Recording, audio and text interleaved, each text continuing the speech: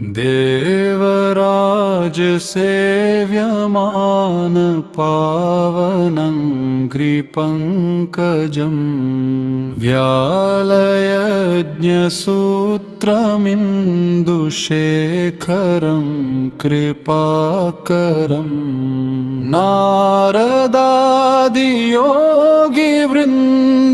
नारदादियोगिवृन्दवन्दितं दिगम्बरं काशिकापुराधिनाथ कालभैरवं भजे भानुकोटिभास्वरं भवाब्धितारकं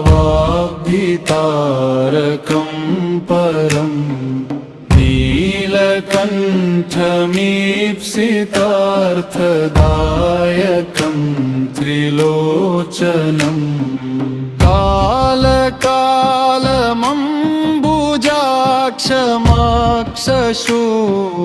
कालकालमम्बुजाक्षमाक्षशूलमाक्षणम्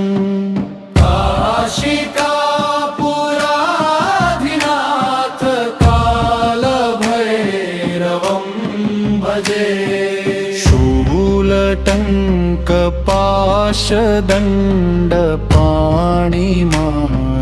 शूलटङ्कपाशदण्डपाणिमादिकारणम्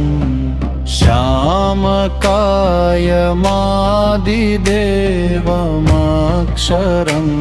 निरामयं भीमविक्रमं प्रभुं विचित्रताण्डवे प्रियम् काशिकापुराधिनाथ कालभैरवं भजे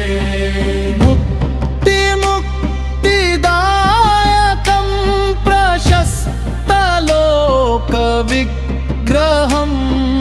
भक्तवत्सलं स्थितं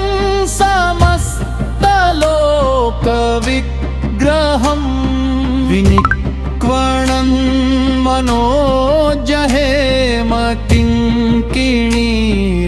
मनोजहेमकिङ्किणीलसत्कटिं काशिकापुराधिनाथ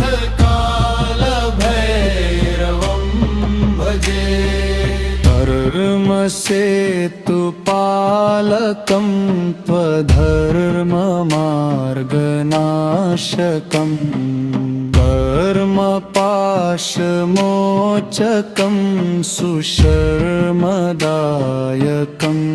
विभुं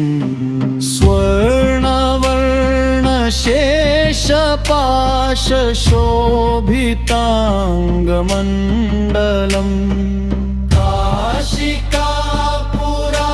काशिकापुराधिनाथ कालभैरवं भजे रत्नपादुका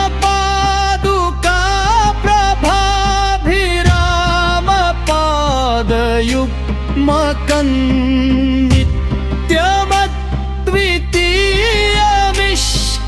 नित्यमद्वितीयमिष्टदैवतं निरञ्जनम् द्युदर्पनाशनं करालदंष्ट्रमोक्षणम् काशिकापुराधिनाथ कालभैरवं भजे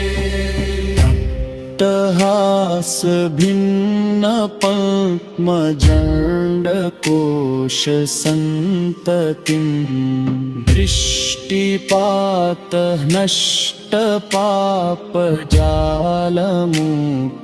दृष्टिपातनष्टपापजालमुग्रशासनम् अष्टसिद्धिदायकं कपालमालिकाधरम् काशिकापुराधिनाथ कालभैरवं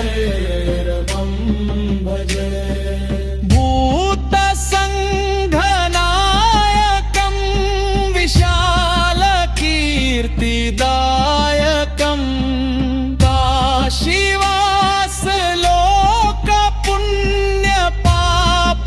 काशीवासलोकपुण्यपापशोधकं विभुं नीतिमार्गकोविदं पुरातनं जगत्